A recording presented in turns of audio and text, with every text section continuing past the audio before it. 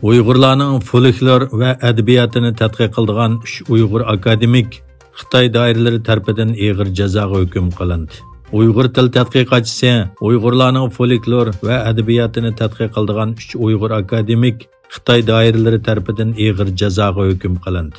Uyg'ur til tadqiqotchisi va faoliyatchi Abduvali Ayub Uyg'ur madaniyati va adabiyotidagi dongli shaxslarning biri bo'lgan doktor Ramila Davudning muddatsiz qamoq jazosiga hukm qilinganligini, doktor Nurmuhammad Umar Ushqunning 10 yillik qamoq jazosiga hukm qilinganligini, doktor Abubakr Abdurishidning 13 yil kesilganligini dalilladi.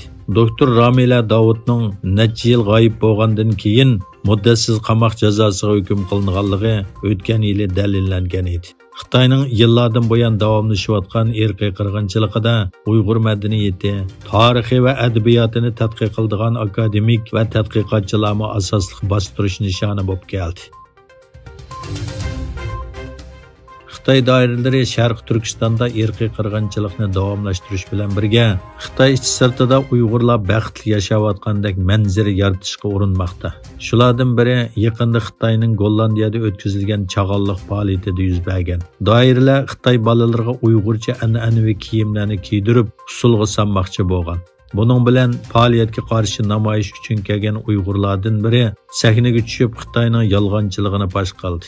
Gerçi Xitoyning yolg'on tashviqotlarini davom qilayotganligi muhojiratga barliq Uyg'urlarga ayon bo'lsa-mu, biroq bu qitimqidek Xitoyning yolg'on tashviqotini naq maydonda fosh qilish harakati ko'rilib boqmagan edi. Xitoyning Sichuan o'lkasi Ganzi Tibet avtonom oblastining Dege nahiyasi Wangboting bozoridagi Tibet xalqi yaqinda ko'p qitim ko'chalarga chiqib, Xitoy hukumatining Jinsha daryosida su elektr stansiyasi qurish planiga norozilik namoyish qilgan. Ammo yerlik doiralar namoyishchilarni keng ko'lamda qo'lga olgan. Tibet faoliyatchilarining oshkorlashicha, norozilik namoyishining asosli sababi bo'lsa, qurilish plan qilingan o'rinda tarixiy 13-asrga tutishadigan qadimgi tam rasmlarni o'z ichiga olgan 6 butxona bor ekan.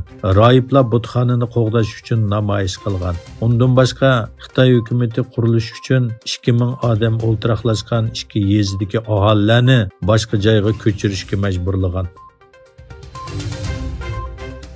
Xitoy hukumatini tor bexatarlik mulozimati bilan ta'minlaydigan bir Xitoy shirkatining Qozog'iston fuqarolarining uchurlarini o'g'irlaganligi oshkorlangan bo'lib, Qozog'iston raqamlik taraqqiyot ministrligi bilan Davlat bexatarlik kengashi birlashma tekshirishni boshlagan. Qozog'iston xalqaro xabar agentligining xabar qilishicha, Xitoy rejimini tor bexatarlik sohasida mulozimat bilan ta'minlaydigan Xitoyning bir tor bexatarlik shirkatining ichki uchurlari bo'limining materiallari yaqinda oshkorlangan. Mazkur materiallar ichida Qozog'istonning asosli ko'chma xabarlash shirkatlarining maxfiy sonliq ma'lumotlari, shundaqla Qozog'iston Telegraf pay shirkati va Birlashma yashanganlar kutinish fondining hujjatlari bor ekan.